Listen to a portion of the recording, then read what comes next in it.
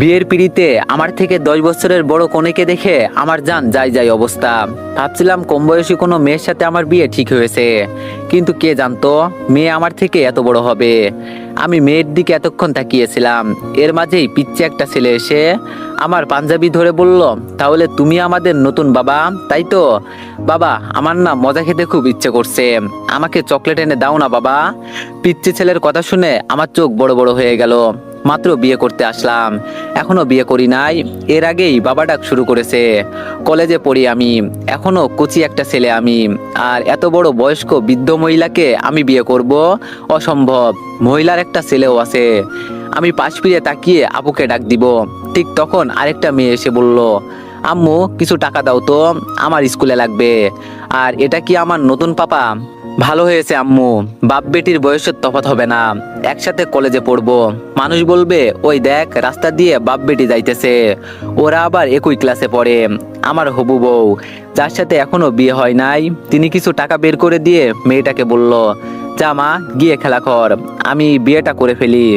আমি এবার রেগে আপুকে ডাক দিয়ে বললাম, এখানে আই। আপু আমার সামনে দাঁড়িয়ে বলল, ভাই বল কি হয়েছে? আর তোর দুলাভাইকে তো খুঁজে পাওয়া যাচ্ছে না, বলতে পারিস কোন দিকে গেছে? আমি আস্তে করে বললাম, তোর উপর আমি বিশ্বাস করে বিয়েতে হ্যাঁ বলছি, তাই বলে আমার থেকে এত বয়স্ক মেয়েকে আমি বিয়ে করব? এটা হতে পারে না। আপু মুখ চেপে হাসি দিয়ে বলল, আমি কিছু জানি না ভাই, তুই তো বিয়ে করতে চাস, এজন্য যারে পাইছি তারই বিয়ের পিড়িতে বসিয়েছি, চোখ বুজে বিয়েটা করে ফেল। আর মেয়ের এত বয়স কে বলেছে? মাত্র 45 হয়েছে, 50 হলে না হয় একটা কথা ছিল। আমি যাই, গিয়ে দেখি সবাই কি করছে। আমি বললাম, আপু দাঁড়া। আপু আমার কথা না শুনে চলে গেল। ওর কি মাথা খারাপ হয়েছে যে আমি এই মহিলাকে বিয়ে করব? কোনো উপায় না পেয়ে নতুন বউকে বললাম, আপু আমি কি আপনার সাথে একটু কথা বলতে পারি? ঘোমটার ভিতর থেকে আওয়াজ এলো, যা বলার বাসর রাতেই বলিয়েন, আগে বিয়েটা হয়ে যাক। আমি বললাম, প্লিজ আপু 5 মিনিট, এটা আমার জীবন লাইফের বিষয়। বাবা মা কাউকে খুঁজে পাচ্ছি না, সব কয়টা যে কোথায় গেছে কি জানি। আমার কথা শুনে আমার সমবয়সী একটা মেয়ে এসে বলল, দুলা ভাই আসেন আমার সাথে, হবু বউয়ের সাথে কথা বলবেন তাই তো, চলেন। ইস, এই মেয়ের সাথে বিয়ে হলে কি হতো? এত সুন্দর সুন্দর মেয়ে রেখে আমাকে এই বুড়ি মহিলার সাথে বিয়ে দিবে? সি।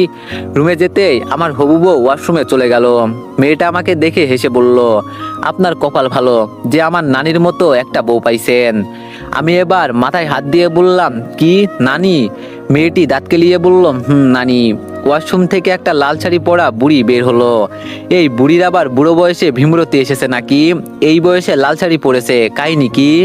লাল শাড়ি পরা মধ্যবয়স্ক নারী আমার সামনে এসে বলল, গো স্বামী বলেন। আমি বললাম, এই দাদি, আপনি কি পাগল হয়েছেন? আমাকে স্বামী বলছেন? আমি তো আপনার ছেলের বয়সী। মহিলাটি বলল, না, আমি পাগল হব কেন? আগে মেকআপ করে বউ সেজে বসেছিলাম, এখন মুখে পানি দিয়েছি তো। আর এই হলো আমার আসল চেহারা। ধপ করে আমি ফ্লোরের উপর পড়ে মাথায় হাত দিলাম আর নিজে নিজে বলছি, যাই হোক, আল্লাহ তাহলে আমাকে বাঁচাইছে, কবুল বলি নাই বলে বেঁচে গিয়েছি, নইলে তো হয়ে যেত সর্বনাশ। মহিলাটি বলল, আরে আরে স্বামী, তুমি ভয় পেও না, আগে আমার 2টা বিয়ে হয়েছিল, আর তুমি 4 নম্বর স্বামী, খুব ভালোবাসবো তোমাকে। আমি বললাম, কি বললেন? আমি কয় নম্বর স্বামী হতে চলেছি? মহিলাটি বলল, 4 নম্বর। আমি বললাম, আর তোমার বিয়ে হয়েছে কয়টা? মহিলাটি বলল, কেন 2টা? আমি বললাম, ওরে আল্লাহ, এই মহিলা কয় কি? আমি নাকি 4 নম্বর স্বামী হতে চলেছি, আর বিয়ে করেছে নাকি 2টা। মহিলাটি বলল, মন খারাপ করো না গো স্বামী, আমি পান চিবিয়ে তোমার মুখে দিব, আর তুমি খাবে, এই দেখো, এভাবে পান মুখে দিলাম। এই কথা বলে মহিলাটা পান খেতে লাগলো। বিছানা থেকে উঠে আমার সামনে দাঁড়িয়ে বলল, হা করো, আমি তোমাকে আমার মুখের পান খাইয়ে দিব, দেখবে অনেক মজা পাবে। এটা হলো স্বামী স্ত্রীর মহব্বত, তুমি তো আমার মহব্বতের স্বামী। মহিলার কার্যকলাপ দেখে আমি জ্ঞান হারিয়ে নিচে পড়ে গেলাম। যখন আমার জ্ঞান ফিরল, তখন দেখি আমি হাসপাতালে, আমার পাশে বাবা মা সহ সবাই বসে আছে। একটু দূরে সেই মহিলাকে দেখে শুধু বললাম, আমি রেগে গেলে কি করব জানো তো বাবা? ওকে এখান থেকে বিদায় করো, নইলে। বাবা আমার রাগ দেখতে পেয়ে মহিলাকে হাতে ইশারা করে বলল চলে যেতে। বাবা বলল, আসলে আমি বললাম, কি বলবে বাবা? আর তুমি কলেজে পড়ুয়া এক অবলা শিশু আমি, আর এই মেয়েকে বলছো আমি বিয়ে করব? তোমাদের কি একটু কমন সেন্স নেই? আপু বলল, আমাদের কমন সেন্স নেই মানলাম, তুই যে সব সময় বিয়ের কথা বলিস, এটা কি ঠিক? এজন্য যাকে সামনে পাইছি তার সাথেই তোর বিয়ে ঠিক করেছি। এবার আমি মূল ঘটনা বুঝতে পেরে বললাম, এই হলো কাহিনী। আমি যে সব সময় বলি বিয়ে করব, এজন্যই কি তোরা আমার সাথে এমনটা করলি? আমার কথা শুনে সবাই হাসতে লাগলো। আম্মু বলল, হরে বাজান, এজন্য এমন নাটক করলাম, আর মেয়েকে কিছু টাকা দিয়েছিলাম, এজন্য আমাদের হেল্প করছে। আমি রাগ করে বেড থেকে উঠে বললাম, আমার তো হার্ট অ্যাটাক হয়ে যেত অল্প কিছুক্ষণ থাকলে। আমার সাথে সবাই মিলে বেইমানি করলে না। আমি আজকের ভিতরে নতুন বউ নিয়ে বাসায় আসবো, এই বলে দিলাম। কি করব না করব এটা আমি জানি না, আমার বউ লাগবে এটাই জানি শুধু। এই কথা বলে বের হয়ে গেলাম। পিছন থেকে বাবা বলছে, হলো এবার, শিক্ষা দিতে চেয়েছিলাম, এখন দেখো ছেলে কি করে। আমি হাসপাতাল থেকে বের হয়ে এই দিক সেই দিক ঘুরতে লাগলাম। রাত অনেকটাই হয়ে গেছে, কিন্তু কোথাও বউ আর খুঁজে পেলাম না। হঠাৎ করে দেখলাম ব্রিজের ধারে একটা মেয়ে দাঁড়িয়ে আছে। ও তো আবার আত্মহত্যা করবে না? না না, এটা হতে দেওয়া যাবে না। কিন্তু এত রাতে একটা মেয়ে এখানে কি করে? ও মনে পড়েছে, অনেক লেখক তো লিখেছে, যদি রাতে কোনো মেয়ে একা দেখো তাহলে বুঝবে সে কষ্ট সহ্য করতে না পেরে আত্মহত্যা করতে এসেছে, নইলে গ্রামের এলাকা থেকে পালিয়ে এসেছে। লেখকরা তাহলে ঠিকই বলেছে। এই সুযোগে আমি গিয়ে মেয়েকে বাঁচিয়ে নিই আর ওকে বিয়ে করে ফেলবো। বুকে হাত দিয়ে বললাম, দেখো বাবা, আজকে তোমার ছেলে গর্ভবতী হয়েছে, এই সুন্দর বউ আমার হবে। এই সুন্দর মেয়েকে বিয়ে করে আমি গর্ভবতী হব, গর্বিত। ধীরে ধীরে মেয়েটার কাছে গেলাম, গিয়েই মেয়েটার হাত ধরে বললাম, না না, তুমি আত্মহত্যা করতে পারো না, আমি বেঁচে থাকতে তুমি আত্মহত্যা করতে পারো না। মেয়েটা আমার দিকে তাকিয়ে বলল, ছাড়েন আমার হাত, আমি এখানে আত্মহত্যা করতে আসি নাই, আমি তো গ্রাম থেকে পালিয়ে আসছি। এই তো পেয়েছি মেয়ে। লেখকরা তাহলে ঠিকই বলছে। আমি হাতে থুতু দিয়ে চুল স্টাইল করে বললাম, আমি হলাম হিরো আলমের ছোট ভাই, ওই কাছের ভাই না, দুঃসম্পর্কের ভাই আর কি। ওই হুক্কা হুয়া কলা খুয়া আর বলতো লালালা, ওই গানটা। মেয়েটি বলল, শুনছি। মেয়েটা আবার কান্না করতে করতে বলছে, আমি এখন কোথায় যাব, কার কাছে যাব? যাওয়ার মতো আমার কোনো জায়গা নেই। আমি বললাম, মানে আপনি আমার সাথে অবশ্যই যেতে পারেন, তবে আর কিছু বলতে না দিয়ে মেয়েটা আমার হাত ধরে বলল, আপনি আমাকে বুকের মাঝে জায়গা দিয়েছেন, আপনার ঋণ আমি কিভাবে শোধ করব? মেয়েটার ছোঁয়ায় অনুভূতিতে আমার কেমন যেন একটা শিহরণ শিহরণ লাগতে লাগলো। ওই একটা গান আছে না, হাত রাখ দে দিল পে যারা। মেয়েটি বলল, কি হলো, চলুন। মেয়েটার কথায় আমার হুঁশ আসলো। আমি তাড়াতাড়ি বললাম, চলুন। বাসায় গিয়ে সবাইকে বলবেন আপনি আমার বউ, নইলে আবার সবাই সন্দেহ করবে। মেয়েটি বলল, কিন্তু। আমি বললাম, এত বড় একটা উপকার করছি আপনার, আর আপনি এটা বলতে পারবেন না? পরে সবাই আমাদের সন্দেহ করে যদি, আমাকে গণফুটানি দেয়। মেয়েটি বলল, আচ্ছা সমস্যা নেই। ইয়েস গুরু ইয়েস, মেয়ে তো পটে গেছে মামা। আমার আনন্দ কে দেখে? যাক, বাবাকে এবার বুক ফুলিয়ে বলতে পারবো, দেখো বাবা, তোমার ছেলে বউ নিয়ে আসছে। আনন্দে তখন বাবার চোখে মুখে পানি এসে যাবে। আমি বললাম, আচ্ছা আপনার নামটা? মেয়েটি বলল, আমার নামটা না হয় অচেনা থাক। আমি বললাম, সমস্যা নেই, পরে বলিয়েন। নিরিবিলি রাস্তার কাছে যেতেই মেয়েটা দাঁড়িয়ে গেল। আমি বললাম, কি হলো, দাঁড়িয়ে গেলেন যে? মেয়েটা ধপ করে ব্যাগ থেকে চাকু বের করে আমার সামনে ধরে বলল, যা আছে সবকিছু বের করে দে, নইলে এই চাকু কিন্তু পেটের মাঝে ঢুকিয়ে দেব। এক নিমিষেই আমার হাসি উদাও হয়ে গেল। তাহলে এই মেয়ে একজন কিডন্যাপার, খাইছে রে আমাকে। আমি সাথে সাথে হাত উঁচু করে বললাম, তাহলে আপনি গ্রাম থেকে পালিয়ে আসেন নাই? মেয়েটা হু হু করে হাসতে হাসতে বলল, তোর মতো আবুল্লা ছেলে আমি খুব কমই দেখেছি। অবশ্য আমার এতে ভালোই হয়েছে, তোরে পটাইতে হয় নাই, উল্টা আমাকে পটাইলি তুই। কিন্তু লাভ হলো না, আহারে আফসোস। তাড়াতাড়ি সবকিছু বের করে দে বলছি, নইলে ঢুকিয়ে দিব।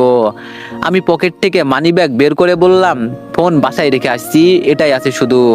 মেয়েটা আমার পকেট চেক করে কিছু না পেয়ে ঠাস করে আমার গালে একটা চড় দিয়ে বলল, জামা কাপড় যা আছে সব খুলে ফেল, এগুলো দেখে দামি মনে হচ্ছে, ভালো টাকায় বিক্রি করতে পারবো। আমার বাবা ঠিকই বলতো, এত দামি কাপড় পরিস না, বেশি বড় লোকই দেখালে একদিন বিপদে পড়বি। এখন বাবার কথা সত্যি মনে হচ্ছে আমার। আমি কান্নার সুরে বললাম, কাপড় খুলে ফেললে পড়বো কি? মেয়েটা আমাকে বড় একটা গাছের পাতা দিয়ে বলল, এটা দিয়ে ঢেকে বাড়িতে চলে যা, তাড়াতাড়ি কর বলছি। কাপড় খুলতে খুলতে মনে মনে বললাম, এই পৃথিবীটা কিন্তু অনেক বড়। তোরে একবার পেয়ে নি। কলেজে আমার নাম শুনলে মানুষ দাঁড়িয়ে থেকে হিচু করে দেয়, আর তুই বেডি আজকে আমার ইজ্জত লুটে নিলি। গাছের পাতা দিয়ে নিচের অংশ ঢাকতেই মেয়েটা বলল, হু হু হুক্কা হুয়া কলা খুয়া, গাছের পাতা পড়ে বাড়িতে গিয়ে ঘুমা। মেয়েটার কিছু না বলে ধীরে ধীরে অন্ধকারে মিলিয়ে গেল। বউ খুঁজতে এসে যে এভাবে মান ইজ্জত চলে যাবে, এটা কে জানতো। এখন বাসায় গেলে কিভাবে যে সবাই মিলে আমাকে অপমান করবে উপরওয়ালাই জানে। তবে কি আর করব, যেতে তো হবেই। রাতের আধারে এত কিছু দেখা যায় না। অন্ধকারের ভিতরে নিজেকে লুকিয়ে কোনো মতে বাসায় গিয়ে দরজায় কলিং বেল দিলাম। আম্মা দরজা খুলে দিয়ে বলল, কই বাবা, বউ আনলি দেখি। এইটুকু বলে আম্মা চিৎকার দিয়ে বলল, কই গো তোমরা, সবাই দেখে যাও, জঙ্গল থেকে এক ছেলে পালিয়ে চলে আসছে। এইটুকু বলতেই আমার পরিবারের সবাই এসে হাজির। আপু আমাকে দেখে হাসতে হাসতে গড়াগড়ি খাচ্ছে আর বলছে, আম্মা এটা তোমার গুণধর ছেলে, জঙ্গল থেকে পালিয়ে আসা কেউ নয়। আমি তাড়াতাড়ি আম্মার উন্না দিয়ে নিজেকে ঢেকে নিলাম। বাবা একটা লুঙ্গি দিয়ে বলল, নে এটা পরে নে। আমি লুঙ্গি পরে সোফায় বসে কান্না করতে করতে বললাম, আর জীবনে বিয়ে করব না আমি, আমার এখন উচিত শিক্ষা হয়ে গেছে। আপু বলল, কি হয়েছে ভাই, আমার একটু খুলে বলতো। আমি এবার সবকিছু বলে দিলাম। সবাই সবকিছু শুনে হাসতে হাসতে গড়াগড়ি খাচ্ছে। আম্মু আমার কপালে চুমু দিয়ে বলল, মন খারাপ করিস না বাবা, আগে ভালো একটা চাকরি কর, বিয়ের বয়সটা একটু হোক, পরে সুন্দর দেখে একটা মেয়ে আনবো, পরীর থেকেও সুন্দরী। আমি আম্মুকে জড়িয়ে ধরে বললাম, বাবা আমার হাতে আমার ফোনটা দিয়ে বলল, দেখতো কে কল দিচ্ছে। সেই কখন থেকে কল দিয়েই যাচ্ছে। ফোনটা হাতে নিয়ে দেখলাম রুদ্রের অনেকগুলো মিস কল ভেসে আছে।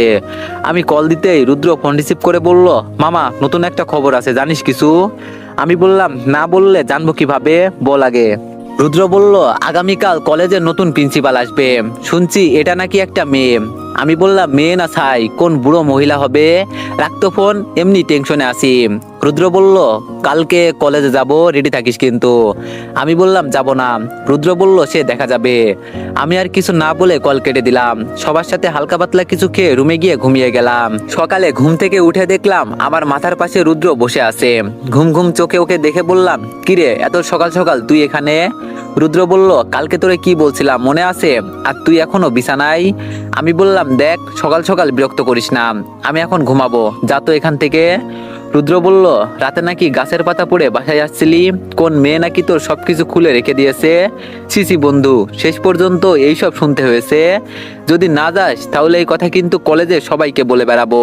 আমি এবার বিছানা থেকে উঠে বললাম, সবকিছু তোরে আপু বলছে তাই তো? এই আপুও না। রুদ্র বলল, একটা মেয়েকে তুই কন্ট্রোল করতে পারিস নাই। আমি বললাম, তখন আমার অবস্থা খারাপ ছিল, তুই দাঁড়া আমি ওয়াশরুম থেকে আসি। রুদ্র বলল, আচ্ছা তাড়াতাড়ি কর, আবার দেখিস ভিতরে বসে বিয়ের চিন্তা করিস না, তুই তো আবার বিয়ে পাগল। ওয়াশরুমে গিয়ে সকাল সকাল গোসল করে নিলাম।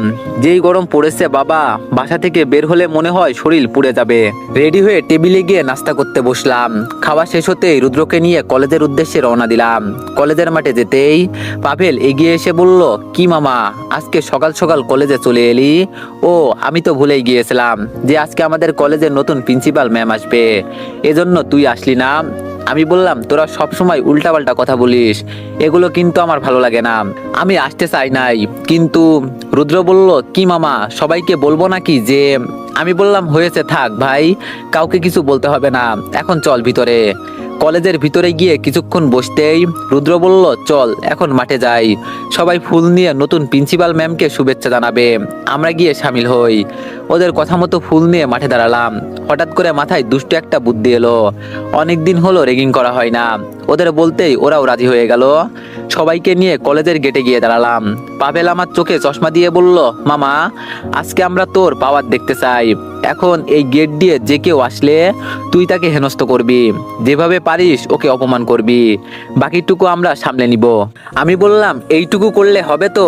ওরা বলল, হবে। আমরা গিয়ে আড়ালে দাঁড়ালাম, তুই তোর কাজ কর। আমি কিছু দোয়া দুরুদ পরে বুকে ফু দিলাম। মান সম্মানটা বেঁচে গেলেই হলো, শুধু একটু স্টাইল নেওয়ার জন্য একটা সিগারেট জ্বালিয়ে নিয়ে টানতে লাগলাম। দূর থেকে কালো শাড়ি পরা একটা মেয়ে দেখা যাচ্ছে, চোখে আবার কালো একটা চশমা, দূর থেকে চেহারা এত স্পষ্ট দেখা যাচ্ছে না। এই মেয়ে এখানে না আসলেই হলো। মেয়েটা যত কাছাকাছি আসছে তত যেন আমার হৃদয় স্পন্দনের আওয়াজ বেড়ে যাচ্ছে। একটু কাছাকাছি আসতেই মেয়েটাকে দেখে বললাম, ইস এমন একটা মেয়ে যদি আমার বউ হতো তাহলে সারা জীবন আমি ওর পা ধুইয়ে দিতাম। কি সুন্দর গোলগাল চেহারা। কি এই মেয়ে তো দেখি আমার থেকেও বয়স অনেক বড় হবে। এই খাইছে রে, এই মেয়েকে এখন অপমান করতে হবে। এক তো সুন্দরী, তার উপর আবার সিনিয়র, না জানি রাতের মতো আমার অবস্থা খারাপ করে দেয়। বন্ধুদের ইশারা করে বললাম, প্লিজ আমাকে মাফ করে দে, আমার দ্বারাই এই কাজ হবে না। ওরা বলল, সাহস রাখ মনে বন্ধু, তোরে দিয়েই হবে। যদি তুই তোর সাহসের পরিচয় দিতে পারিস তাহলে আমার পক্ষ থেকে তোরে টিট দেওয়া হবে। না, ওরা আর ছাড়বেই না আমাকে। মেয়েটা কাছাকাছি আসতেই চোখ বন্ধ করে দিলাম। এত সুন্দর মেয়ে দেখার ভাগ্য আমার কখনো হবে ভাবতেই পারিনি। কি স্মার্ট মেয়ে, ও শরীর থেকে চকলেট ফ্লেভারের একটা ঘ্রাণ ভেসে আসছে। কি আমি সবকিছু ভুলে যাচ্ছি কেন? মেয়েটা চলে গেলে আমার সারে সর্বনাশ হয়ে যাবে। আমি এবার পা দিয়ে মেয়েটার যাওয়ার পথ আটকে দিলাম, যাতে মেয়েটা আর যেতে না পারে। মেয়েটা আমার সামনে এসে দাঁড়িয়ে চোখ থেকে চশমা খুলে ইশারা করে বলল, এই যে মিস্টার, পা সরান, আমি ভিতরে যাব। ইস, এই মেয়েকে আমার অপমান করতে হবে। কথার মাঝে মধু ঝরে পড়ছে মনে হচ্ছে। তবে কি করার, কথা দিয়েছি তো সেই কথা পালন করতেই হবে। আমি এবার বললাম, কি আমি পা সরাবো? এটা কি তোর বাবার কলেজ যে তুই এখন ভিতরে যাবি? মেয়েটা আমার কথা শুনে মোটেও রেগে যায়নি, আস্তে করে বলল, আমি কে জানো তো, ঝামেলা না করে আমার রাস্তা ছাড়ো, আমাকে ভিতরে যেতে হবে। আমি বললাম, এমন এক থাপ্পড় দিব না, এক চড়ে সকল দাঁত পড়ে যাবে। বড় ভাইদের কিভাবে সম্মান করতে হয় তা জানিস না বুঝি তুই? মেয়েটা এবার হাসি দিয়ে বলল, ও তুমি আমার বড় ভাই, দেখে তো মনে হচ্ছে এখনো ফিডার খাও, বাচ্চা একটা পোলা। আমি তোমার থেকে অনেক বছরের সিনিয়র, আর সিনিয়রদের কিভাবে সম্মান করতে হয় জানো না?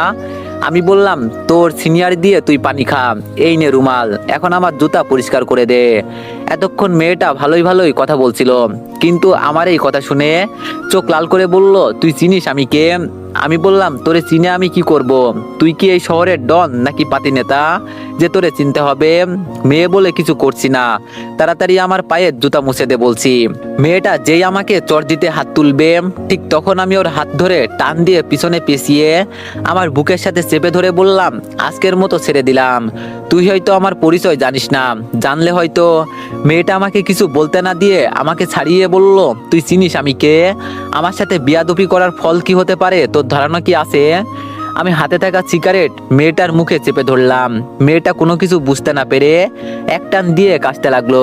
অবশেষে মেয়েটা যেতে যেতে বলল, তোরে আমার দেখার আছে কিন্তু। আমি মনে মনে শুধু এটাই ভাবছি, আহা, মেয়েটাকে যখন জড়িয়ে ধরছিলাম তখন কি যে এক অনুভূতি তৈরি হয়েছিল বলার বাইরে। আড়াল থেকে সবাই বের হয়ে আমার প্রশংসা করতে লাগলো। সবাই বলছে আমি খুব সাহসী। যাক, অবশেষে আমি আমার সাহসের পরিচয় দিতে পারলাম। সবার সাথে ফুল নিয়ে লাইনে দাঁড়ালাম। রুদ্র বলল, মামা, প্রিন্সিপাল ম্যাম যদি একটা মেয়ে হয়? আমি বললাম, এত বছর পড়াশোনা করছে আর এখনো মেয়ে আছে তোর মনে হয়?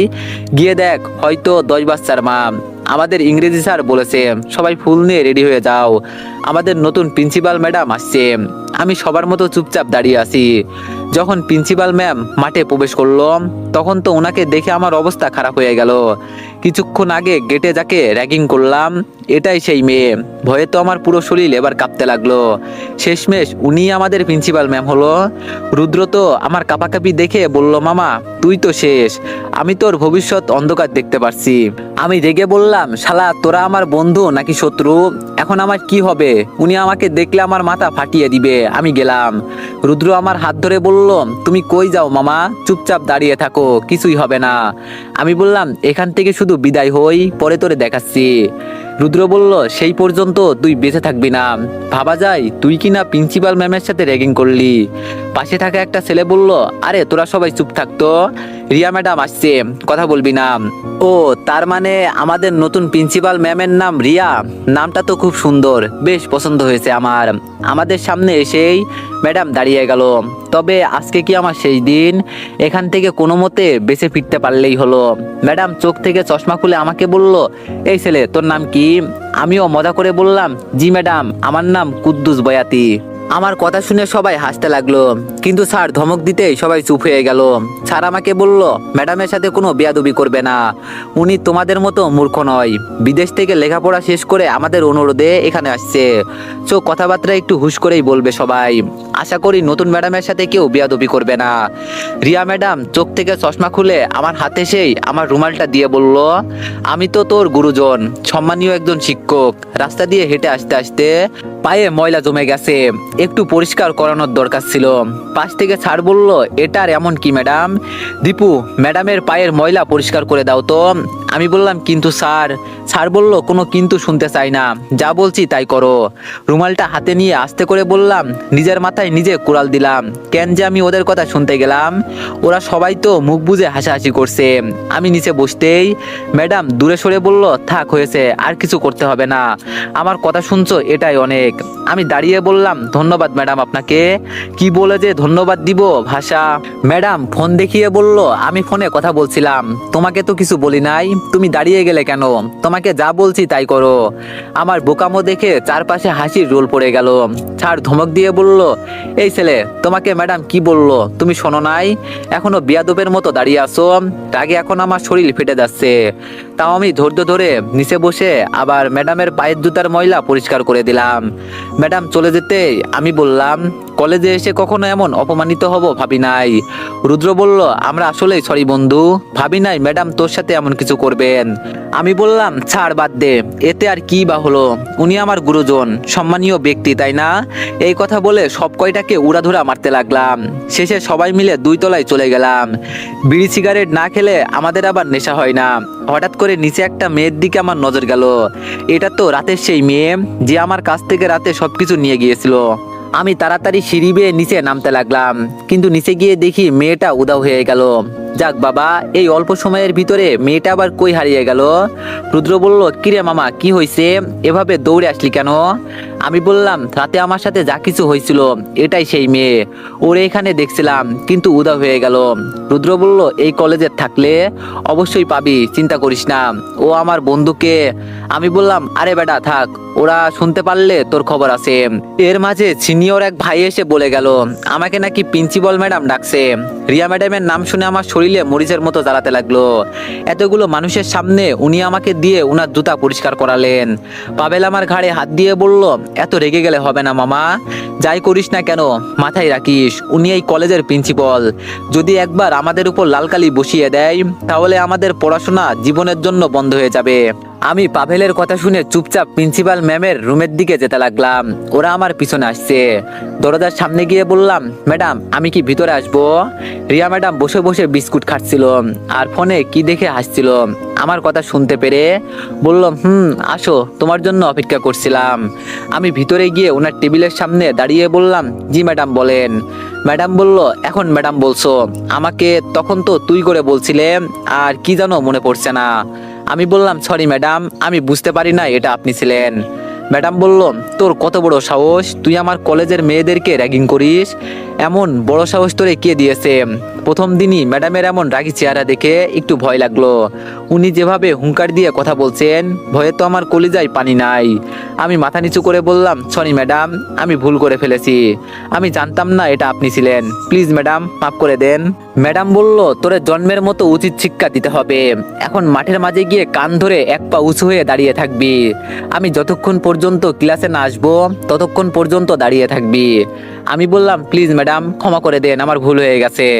ম্যাডাম দাঁড়িয়ে চড়ে চিৎকার দিয়ে বলল, প্রথম দিন আমাকে রাগাবি না, আমি যেটা করতে বলছি সেটা কর, নইলে তোর বাপ মাকে ডেকে অপমান করব। এখন গিয়ে কান ধর যা, ওনাকে কিছু বললে আরো রেগে যাবে। এজন্য আমি মাথা নিচু করে বের হয়ে গেলাম। বাইরে যেতেই, তো এভরিওয়ান, নিউ গল্প কেমন হয়েছে সবাই একটু কমেন্টে জানাবেন। আর গল্পটি কন্টিনিউ করাতে চাইলে একটু বেশি বেশি লাইক আর একটা করে কমেন্ট করে দিয়েন। ধন্যবাদ।